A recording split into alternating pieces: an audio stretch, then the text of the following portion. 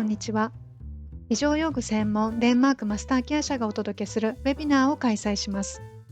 デンマークにおける異常用具の始まりや歴史、安全な異常をするためにどんなことを気をつけた方が良いか、またアクティブトランスファーとして参加型の異常のメリットなどを伝えていきます。ウェビナーの申し込みはムーファー LINE 公式アカウントからお願いします。皆様のご参加お待ちしております。